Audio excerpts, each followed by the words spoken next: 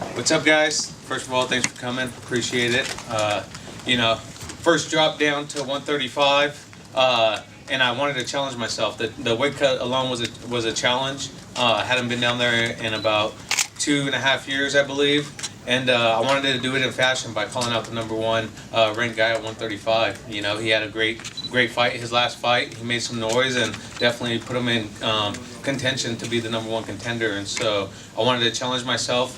My managers thought it was a good call. My team, everyone, and I had to stand out if I was making the drop to 135. I couldn't just fight a Gallagher or someone. It was just who's the best out there. The number one contender, Ricky Bandejas, let's make the drop to 135. Let's do it in fashion. And a lot of adversity coming into this round, this fight as well.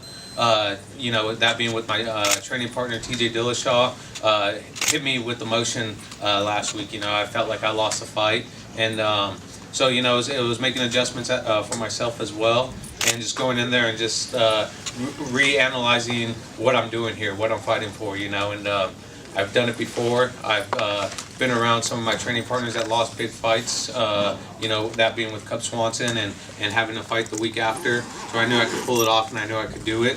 I just had to, sit down with my team, sit down with my family, and sit down with a lot of prayer and just get mentally tough again and realize what I was going to be fighting for this week and, pull through it.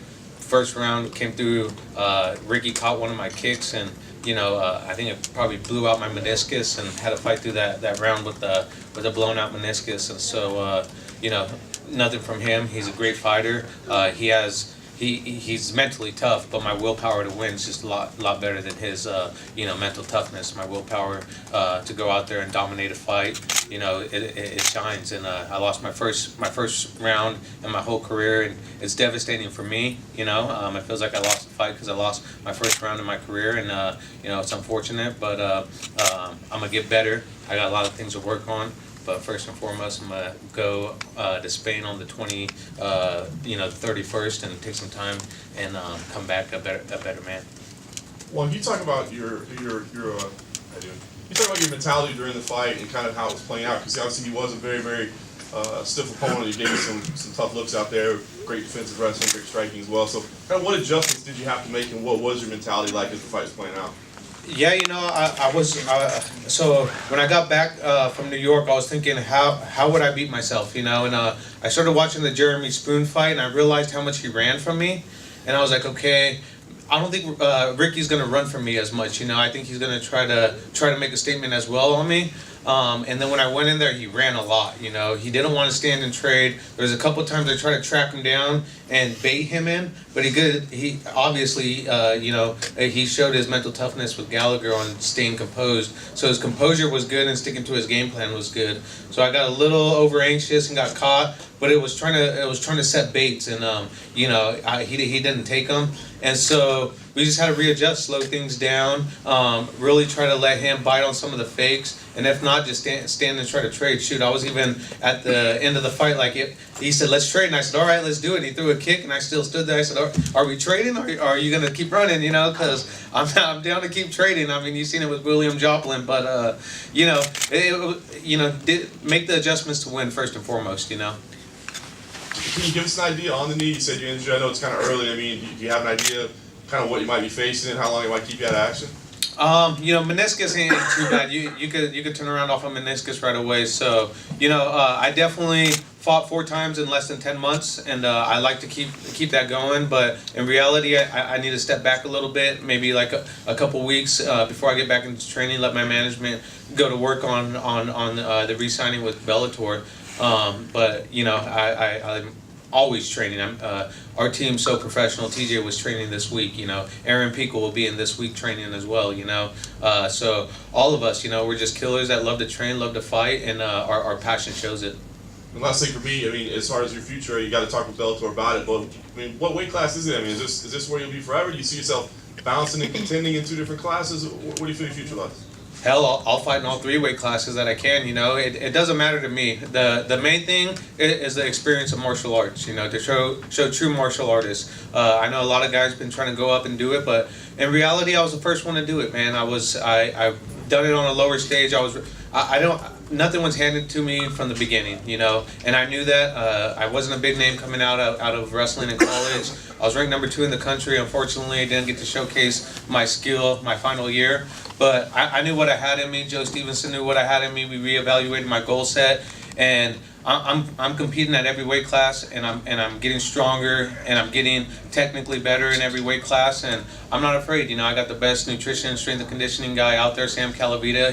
He's been my second dad. He's known me since I was born, and he knows how to work my body. You see me tonight. You know, nothing was due to the challenge of a weight cut for me tonight, and it wouldn't have been the difference in TJ's fight either. He just got caught, but you know, I'm here to make noise. I can fight at any weight class. I want to prove that I'm the best martial artist that to step foot in the cage, you know, and I'm gonna do that one day. Over here. Juan, congratulations. What is the difference in fighting in all these different weights? Like, are you faster at one and stronger at the other? Do you fight a little bit differently when you go in the different divisions? Having Sam Calavita, that's why it makes it so remarkable. You know, I'm able to do the same exact thing at 135, 145, 150, 155, and if they had 160 here, you'd see the same thing. You know, constant pressure, constant explosiveness, and just wearing people down. You know, he's the best. You know, he knows I could compete with muscle. He knows I can compete very lean, and you know, at my optimal at 145. You've been around a long time and you know how the game goes. I wanted to ask you about your reaction to Fedor. As a fighter, you know, I'm sure you were a fan of his, and as you watched him when you were a kid. To see a guy like that go out the way he did, you know, with the one punch and everything, as a fellow fighter, what does that say to you?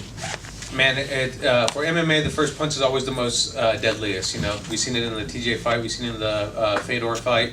You're not ready for the impact, you know, and that's where I made some adjustments on my warm up this morning and tonight, going out there, being ready for the first punch, you know, because you're not sure how much the impact's going to take, you know, and you're tentative, you're scared, you know, your emotions aren't clear on how hard this guy's going to hit, so it's always the first couple punches that are deadly, but once you're able to withstand some of the impact, you mentally take note what's going on in there. So, you know, I think he could be back if he wanted to. He is a legend, like you said, and it was unfortunate to see him go out like that. Thank you. Yeah. Hey Juan, right over here. Congratulations on the win.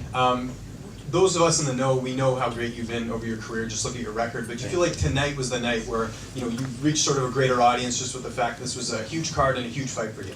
Yeah, this was the biggest fight of my life, you know, biggest stage of my life as well. You know, Cub was asking some things on when we got here, what we did, and I said, I kind of chuckled. I said, I don't know, this is the biggest fight I've ever had in my life, you know, at the biggest stage. So we'll find out when we get to the hotel, you know, it's one of those things. But no, yeah, definitely honored for the platform that Bellator has given me to showcase my skill, and I couldn't be any happier. How much does it mean for your team? You reference them a lot, but that is like an all-star team. You've got Cub Swanson, Joe Daddy Stevenson, TJ Dillashaw in your corner. Like, how much did it mean to represent, you know, the win for them tonight? Yeah, like I was saying in the statement, man, it was a lot of emotion going into this fight, you know, and I know a lot of fighters say I do got the best team for me around me that elevate just every part of my character around me, you know, and I'm honored to have that. And it's showcasing.